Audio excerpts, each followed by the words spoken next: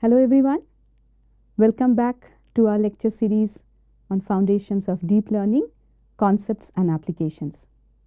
In our last session, we have discussed about the multilayer perceptrons, their working, and then we have touched upon little bit on shallow and deep neural networks, and we have mentioned about activation function and loss function in the last session.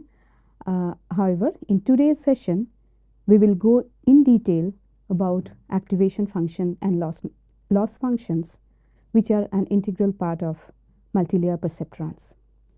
So, we will have a look into the contents of today's session. We will start with introduction to activation functions, what exactly they are, then type of activation functions, then we will look into loss functions and its types, and then we will touch upon how to design a neural network. So, we will start with what is an activation function. In feed-forward propagation, the activation function is a mathematical function that is applied to a neuron's output, and it decides whether that output should be passed to the next layer or not.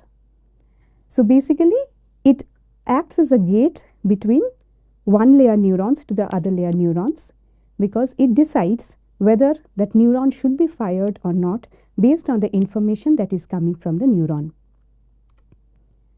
It transforms the summed weighted input from the node into an output value which is to be fed to the next hidden layer or as output. So, there is a transformation that happens when activation function works on any input. These are the backbone of neural network, enabling them to capture nonlinear relationship in data. So, this is the most significant part of activation function. It captures the nonlinear relationship in any data. Now, if we see real world data like images, text, speech, this kind of complex data, they always have a nonlinear relationship between the input and the output. If we are not able to capture the nonlinearity in the relationship, then we will not be able to predict it properly. Without nonlinearity, a neural network would only function as a simple linear regression model. So, how many ever hidden layers we put, it will do only a linear regression model's work. It will not capture any nonlinearity in the data. So, that is the main function why activation functions are used in neural networks. And as we have seen in the last lecture itself, so this is the place where activation function works. So, in the hidden layers, after the weighted sum of the inputs are done and it is added to the biases, then activation function works on that input, and once again this happens in all the hidden layers and also in the output layer. So, that is the place where activation function works. Now, we will have a quick look into the different kinds of activation functions. To start with, there are two types of activation functions: linear activation function and nonlinear activation functions. Now, there are various kinds in nonlinear activation functions like Sigmoid activation function, Tanh activation function, Softmax activation function, ReLU activation function, and Leaky ReLU activation function. Now, one by one we will look what are these things. So, we will start with linear activation function. It is also known as an identity function, and the graph, if you plot fx versus x or fz versus z, you see that fz have the same value as z. So, this is basically whatever we are passing through the function, the same value is coming as the output. So, the range of possible outcomes here can vary from -infinity to +infinity, and it is used in the output layer for regression, where we do not want any transformation in the output value for neuron. So, these are basically used in the output layer of regression problems. Then we start with the nonlinear activation functions, which are very much used in neural networks. So, we will start with the nonlinear activation function, which is the sigmoid activation function. And if we see, this is the graph for the nonlinear activation function, and the mathematical form is fx equal to 1 by 1 plus e to the power of minus x. If we see in the right hand side, there is a table which gives for different values of x how the fx is changing. If we see for negative values of x, this fx value is very near to 0, and for positive values of x, it is very near to 1. And if we see a very high negative value and a high positive value, we see for very high negative value, the function gives a value which is very, very close to 0, and for a high positive value, the function gives some value which is very, very close to 1. That means whatever be the values of x, after sigmoid activation function works upon those values, we get the output in between 0 and 1. Now, these 0 and 1 values, basically they are the probability values that are associated with any kind of classification problem.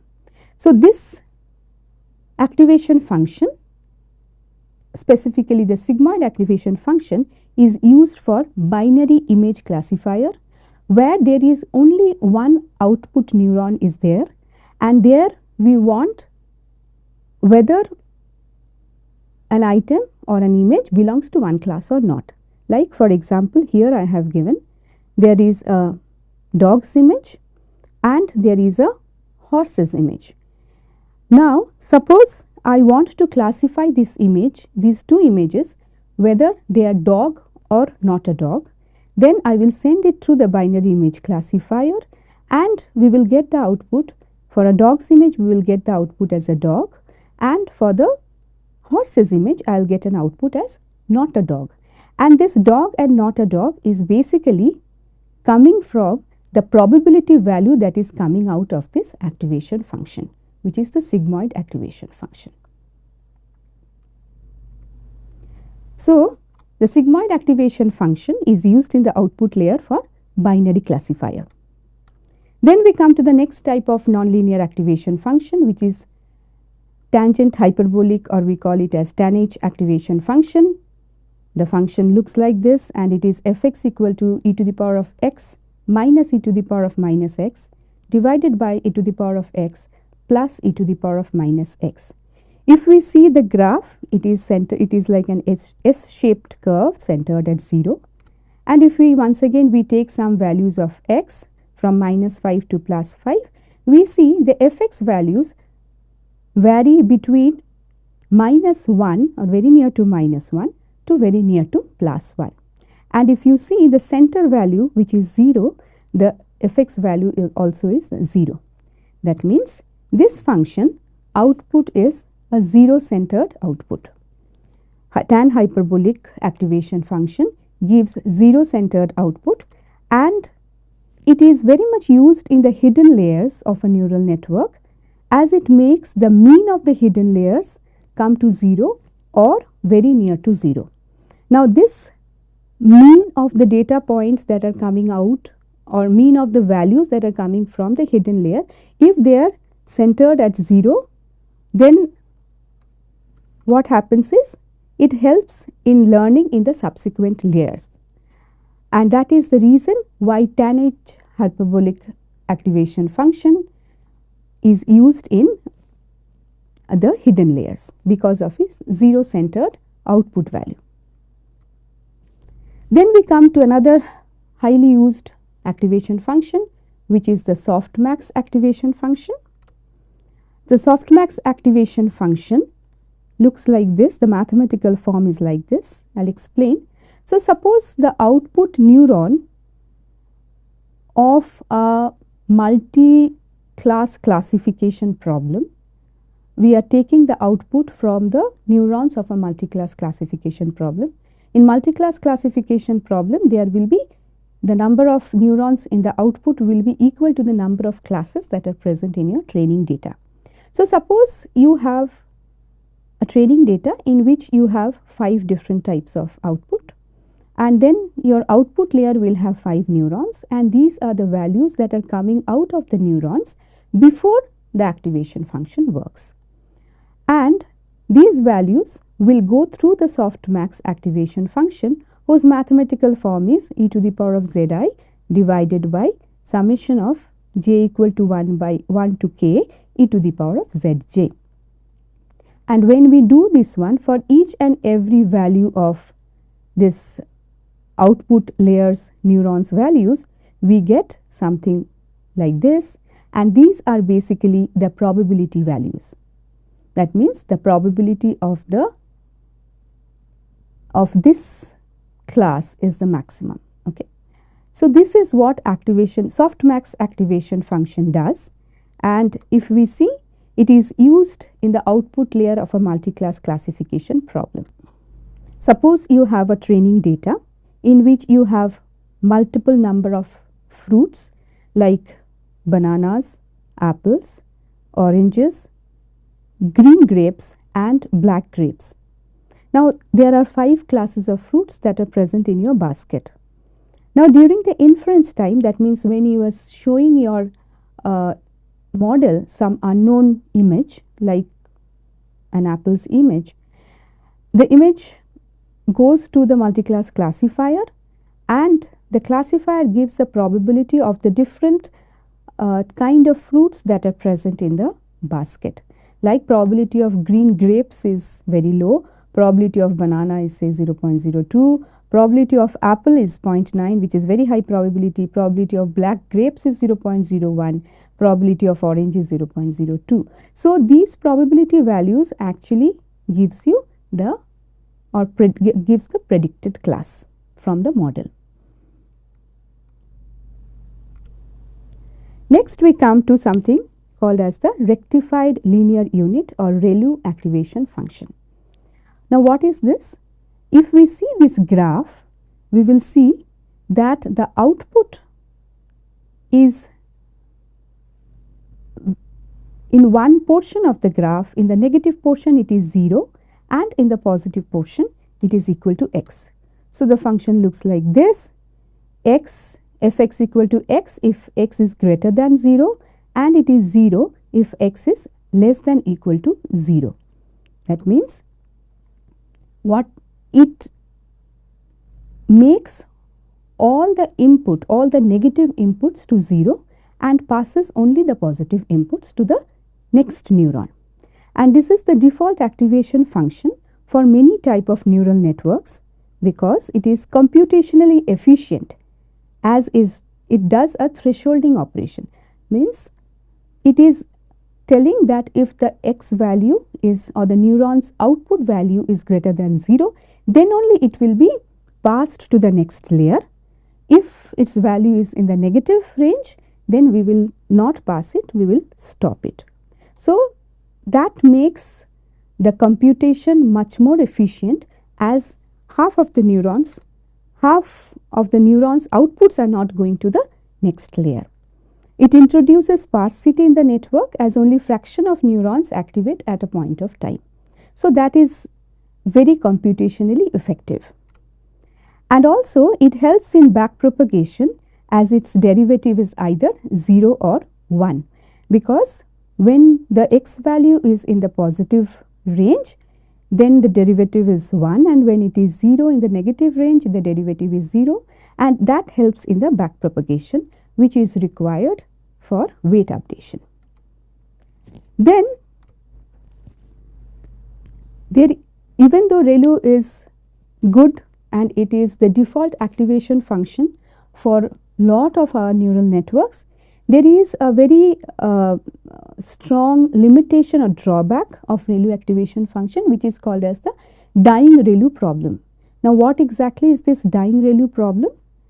Sometimes neurons can become inactive and only output 0, and this will happen when very large negative values, they result in 0 gradient, leading to neurons that are never activated and cannot learn further. So when the gradient becomes 0 for very large negative values, then the neurons stop learning, and when the neurons stop learning, we call it as a dying ReLU problem. Those neurons become inactive, and the learning cannot proceed further. So this is a drawback of ReLU activation function, and that drawback or the limitation can be handled or avoided using something called as the Leaky ReLU activation function. Now what is this Leaky ReLU? If we see here, Leaky ReLU, if you see, for the positive x values, it outputs the same x value. For negative values, it does not take it to 0. However, it gives some 0.01 into x. So Leaky ReLU, if the function is x, then it goes through Leaky ReLU function, and then it gives x if x is greater than 0, and it is equal to 0.01 x if x is less than equal to 0. That means it is not allowing it to go to 0 even in the negative values of x. So this way the dying ReLU problem can be overcome. Till now we have seen all the various types of activation functions, and now we will go into the loss functions, which decides how much your predicted output is different from your actual or ground truth output. So what is this loss function? Loss function measures how well a machine learning model's predicted output match the true output label. The loss function is used to optimize the model by minimizing the loss, which means that the model makes fewer mistakes on the training data. So the main goal of any neural network is to optimize the model in such a way that the loss is minimized. So if we have input data and it is going through the neural network and it is giving some output in the output neuron, we have some predicted output which is y pred, and then we have the true output which is the ground truth, and the difference between them is the loss, which is function of the predicted output as well as the ground truth value. So now we will see what are the different kind of loss functions that are used for different kind of applications. We will first see what is the loss function for a regression problem. For regression problem, we have something called as the mean squared error. What is it? Mean squared error equal to 1 by n summation over I equal to 1 to n yi minus y hat whole square, where yi is the actual value, yi hat is the predicted value, and n is the number of observations. There is another error term which is called as the error function, which we call as the mean absolute error, and this mean absolute error is equal to 1 by n summation over I equal to 1 to n, the absolute value between yi and yi hat, whereas yi is the actual value, yi hat is the predicted value, n is the number of observations. Now if we see in both the equations, we see the error is either taken as a squared value or it is an absolute value. Now why it is taken as squared or an absolute value in machine learning? What is the reason for that one? To understand that one, let us try to understand what kind of values can come in error. Suppose I am predicting the price of a house, and the actual price is say 82 lakhs. The predicted price can be 100 lakhs or it can be 60 lakhs. That means yi minus yi hat can either be positive or negative. Now if there are equal number of data points which are having positive error to the number of data points which are having negative error, then these two will cancel each other, and we will get that there is no error, which is not actually the case. So that is the reason, to avoid this, we take either the squared error or we take the absolute value of the error.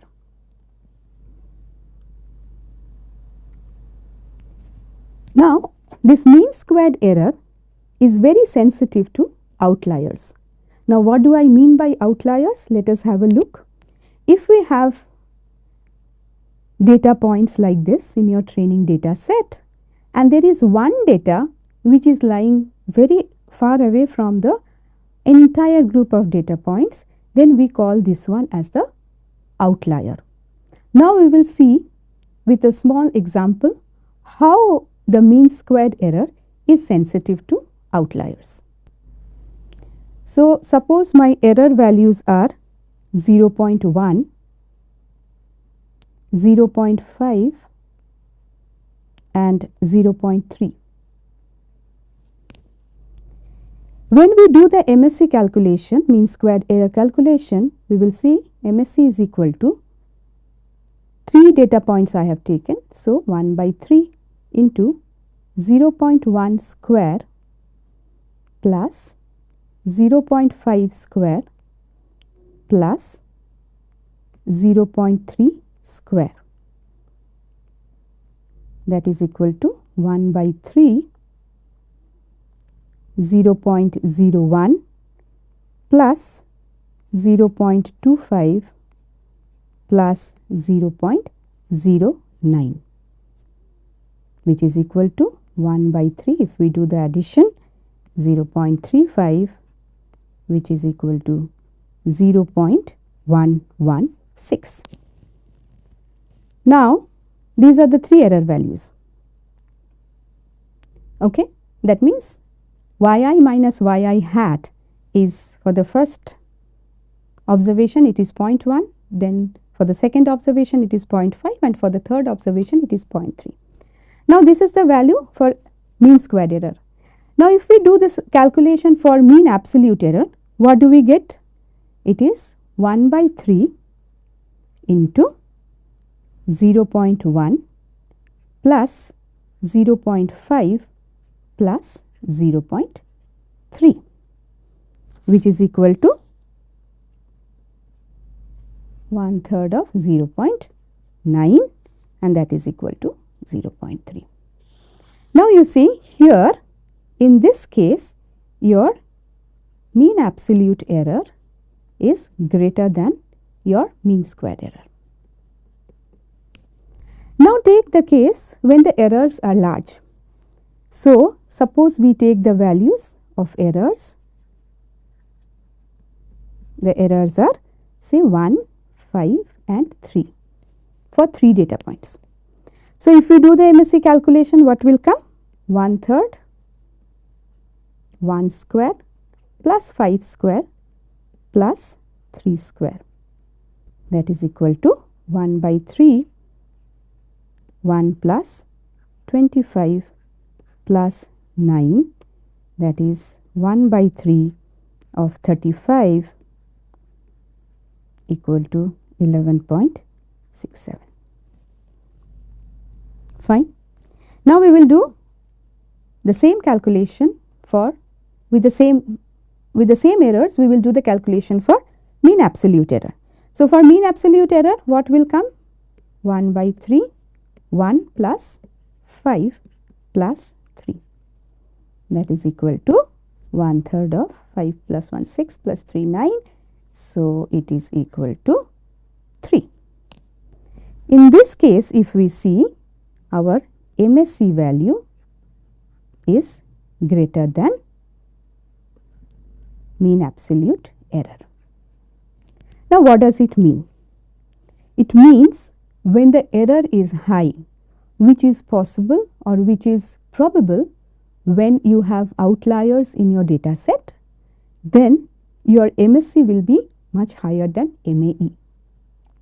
So, MSE or the mean squared error is known to be very sensitive to outliers because it squares those errors. Yi minus yi hat will be much higher in case of data points which are outliers, and in mean squared error what we are doing is we are squaring those.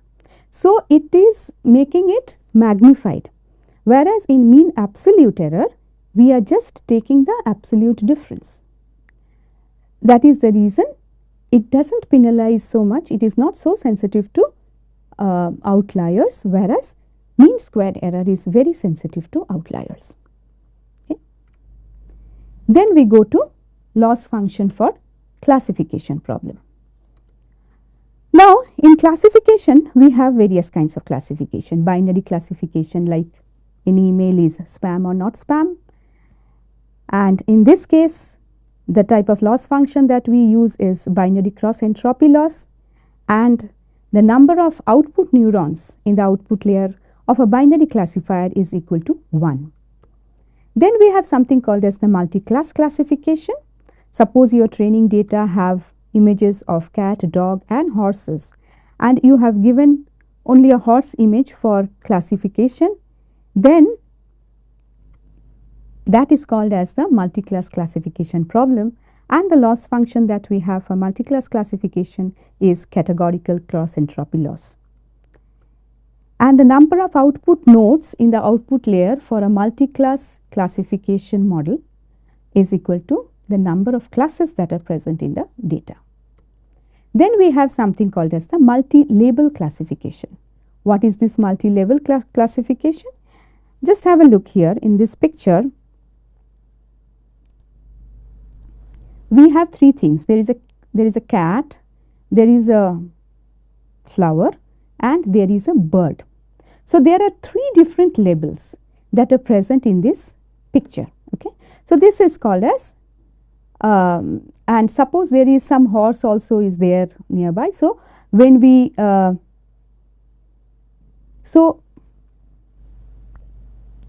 we have something called as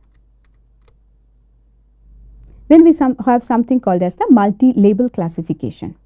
In multi-label classification, just have a look here. There is a cat's image and there is a bird's image. So there are two labels that are present here. So there are more than one label that is present in the image. So this is called as multi-label classification. So if you have horse, cat, dog and bird, cat and bird are the two labels that are present in this image. Okay. And for this kind of multi-label classification, what we do is we do binary cross entropy loss for each of the labels. That means we will, for the cat, we will have a binary cross entropy loss to calculate whether there is a cat or not a cat, or same thing will happen for the bird also, whether there is a bird or not a bird. And then finally this binary cross entropy losses from each of these classes are then summed together to find out the final loss. And then number of output nodes is equal to the number of labels in the image. Now we will just have a detailed view of binary cross entropy loss, which we also call as log loss.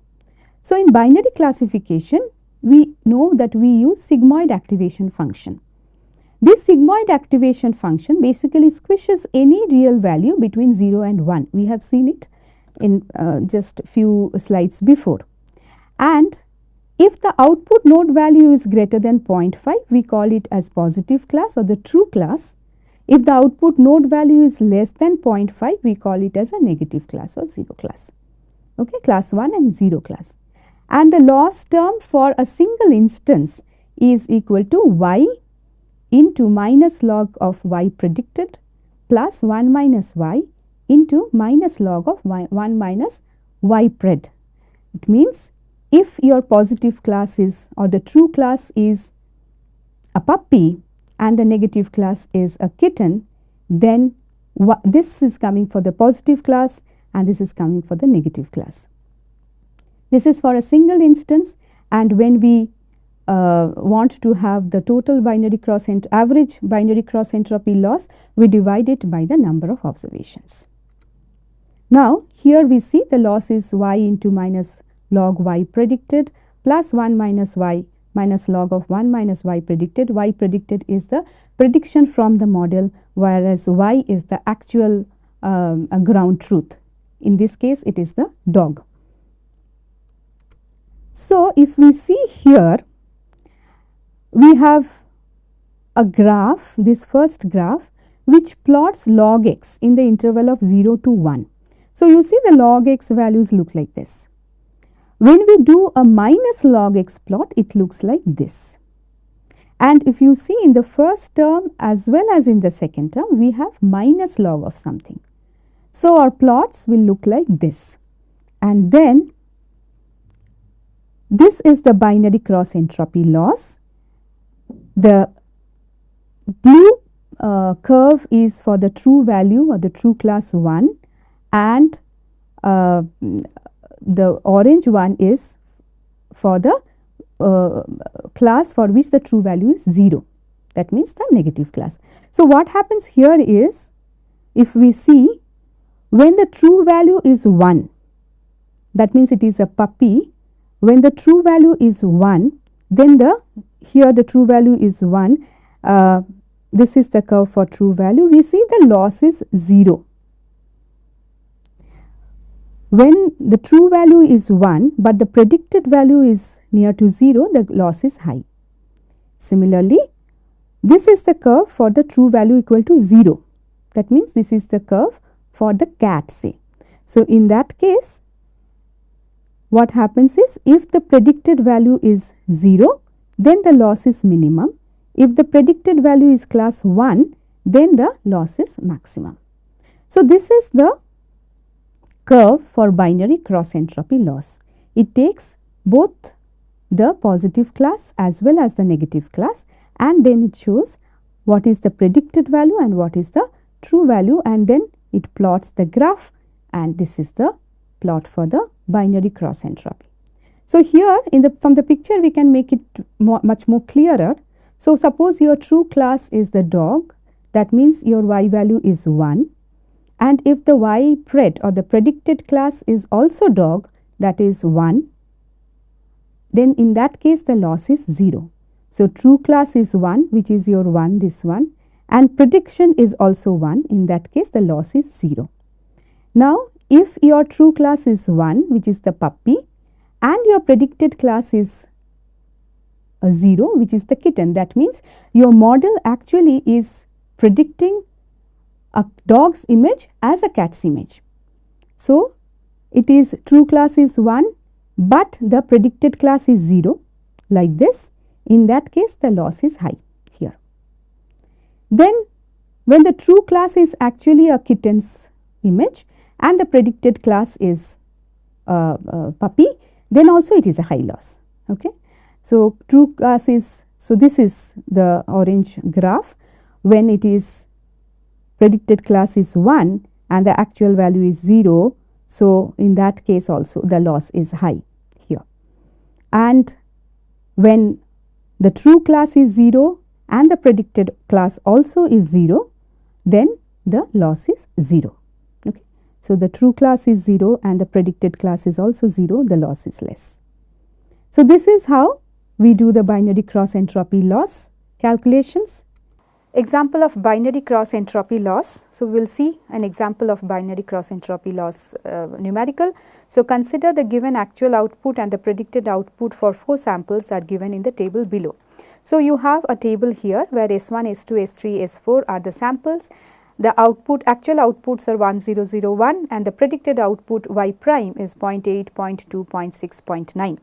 And if we have the binary cross entropy is equal to 1 by minus 1 by m summation of yi log yi prime plus 1 minus yi log 1 minus yi prime.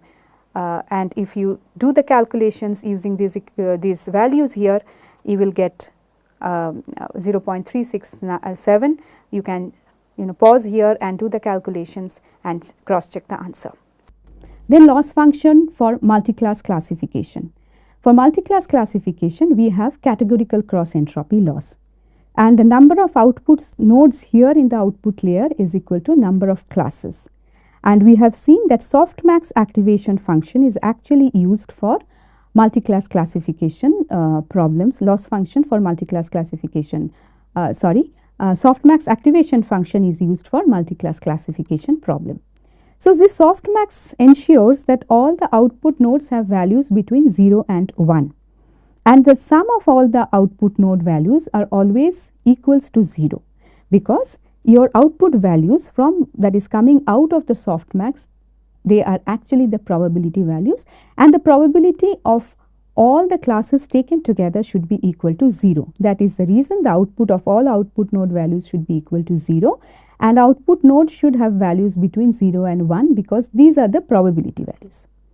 And if you have a vector like this and it goes to softmax, it gives the probability values between 0 and 1, and suppose the second one is having high probability, this is basically a predicted class. Then we will have a look into the equation for categorical cross entropy. The loss equal to minus summation I equal to 1 to c yi into log of yi hat. So, it is also called as softmax loss, where c is the number of classes, yi is the true label, which is the one hot encoded label. Only one of them is 1, other is 0. We will look into what exactly the one hot encoding is, and yi hat is the predicted probability for the class I, which comes from the softmax output. Now, we will see what is this one hot encoding.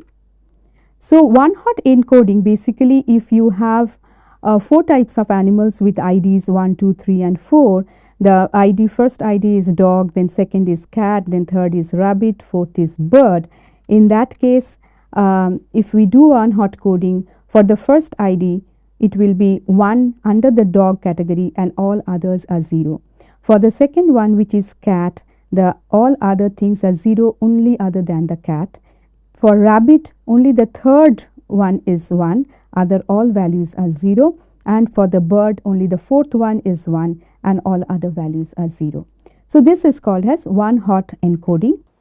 So, suppose we have a training data set where we have images of puppies, dogs, then horses, then cats and a cheetah, and during inference I am giving the image of a dog.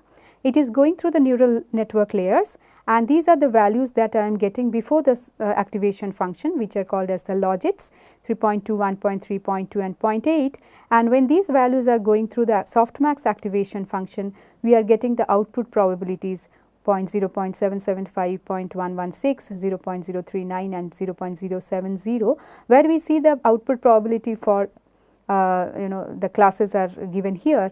The dog class is the highest one, and if we take the difference between the output probability values p and the true ground truth, where is the dog class is 1 and the others are 0. So, the difference between them gives the categorical cross entropy loss. So, suppose if there are 3 classes and the true class is the second class, that means the true labels are 0, 1, 0, and suppose the predictions are 0.1, 0.7 and 0.2. In that case, the loss is minus summation I equal to 1 to c yi into log yi hat, and if you do it, and we will get like this a calculation, you can pause and see the calculation for your own benefit, and that is how the categorical cross entropy losses are calculated. Then loss function for multilabel classification. For multilabel classification with multiple classes, binary cross entropy loss is computed for each of the classes independently, and then they are summed over all the classes to obtain the total loss.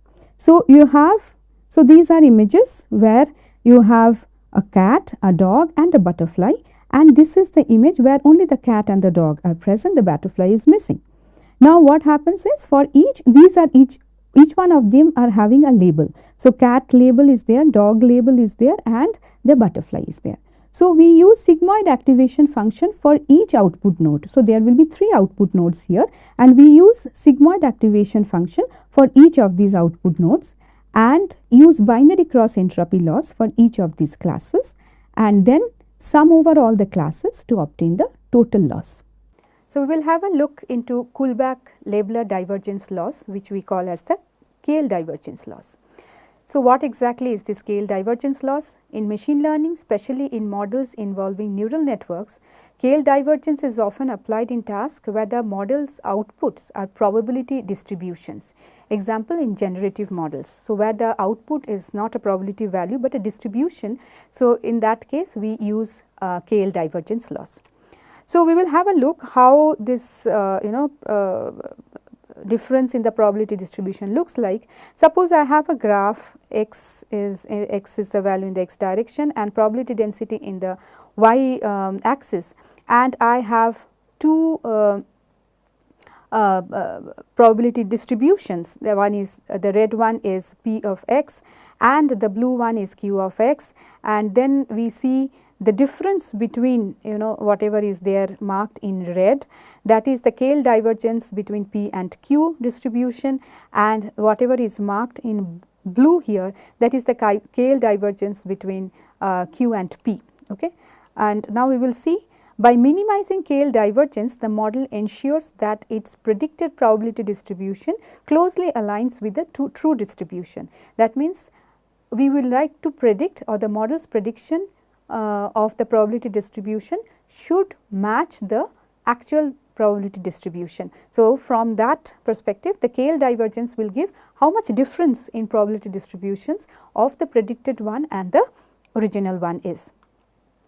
Now, in scale divergence loss, the formula goes like dKL between p and q is summation over I pi log pi by qi for discrete values of I, and it is an integration pi log pi by qi for continuous values of I, and where scale divergence between p and q is it is the Kullback-Leibler divergence between two probability distributions p and q. We are trying to get the difference between them, and pi is the probability of an event I under the distribution p, qi is the probability of an event I under the distribution q. And these are the rules, that is dKLP or the scale divergence between p and q is always greater than 0. Scale divergence between p and q is equal to 0 only if p equal to q, and scale divergence between p and q is not equal to the scale divergence between q and p. And then quickly we will look into how to design a neural network architecture. So, in the neural network we have input layers, and the number of input neurons is equal to the number of features in the data set. So, suppose you have a data set like this, where sepal length, sepal width, petal length, petal width, they are the features, and the different classes of flowers are the that is the target variable. So, the number of input neurons in this case will be 4. In hidden layers, how many neurons we should put? That depends on the task that we are doing. So, it will be few layers for simple task and many layers for a complex high dimensional task. Okay. And then we come to the output layer.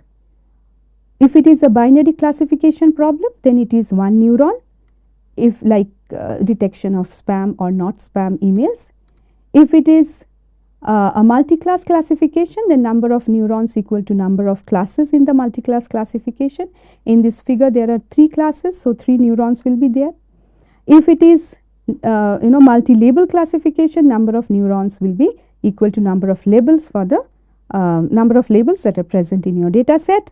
Like here there are 3 labels, the cat, the bird, and there is a flower, and there are 3 classes, cat, bird and flower, and this is if only the cat is present, it is 100 label.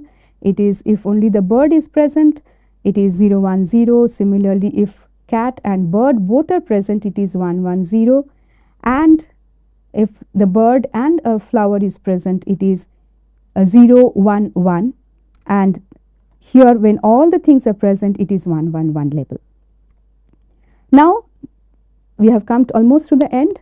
There are some examples of real world problems where we use neural networks like handwritten digit recognition. There is a data set called as the MSE data set, where you have to recognize 10 digits 0 to 9. So, you have 10 output neurons and the activation function is Softmax, and the loss function is categorical cross entropy.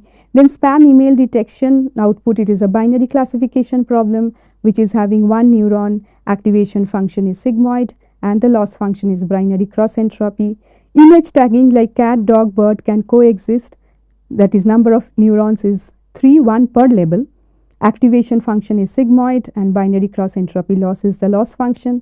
Stock price prediction output neuron will be 1, activation will be a linear activation function and the loss function should be mean squared error loss.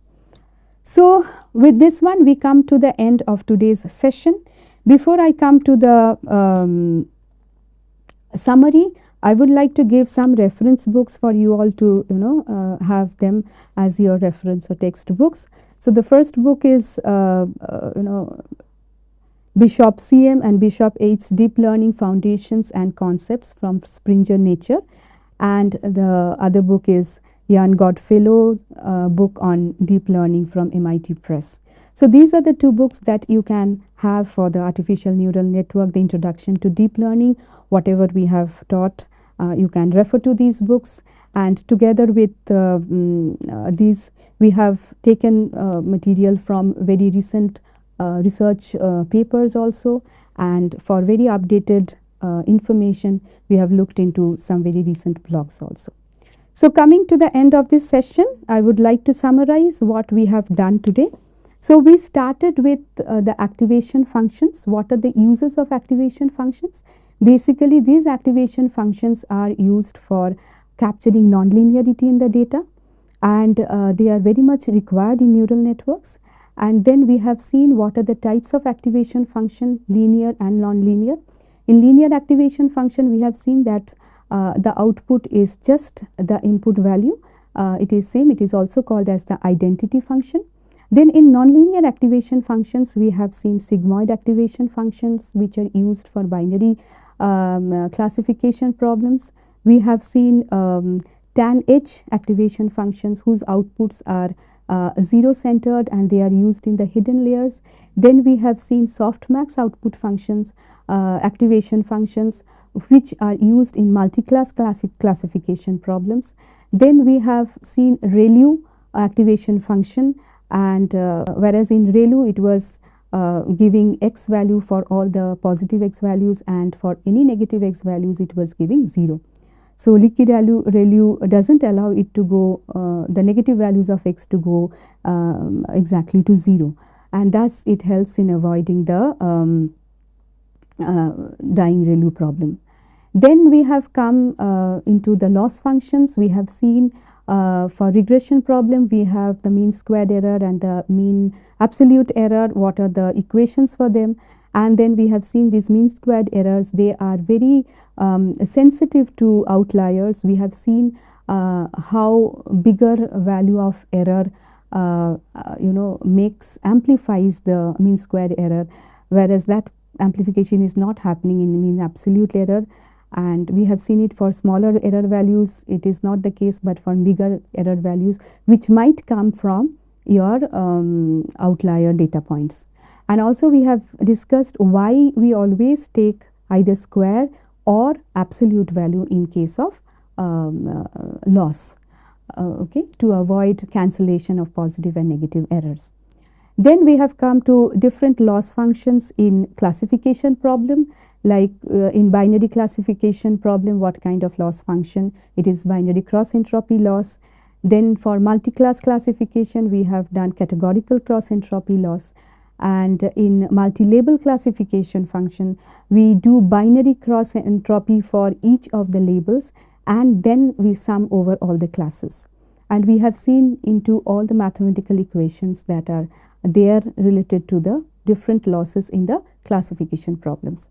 Then we have looked into the KL divergence loss, which is required when the model's output are probability distributions, and they are majorly we see them when the model generates some output and generating models, and we have seen the properties of KL divergence between two probability distributions P and Q over the events I, and we have seen that KL divergence between P and Q is not equal to KL divergence between Q and P, And then we have come and had a quick look into how to design a neural network, means how many neurons should be there in the input layer, how many neurons should be there in the hidden layer, how many neurons should be there in output layer for various classes of applications.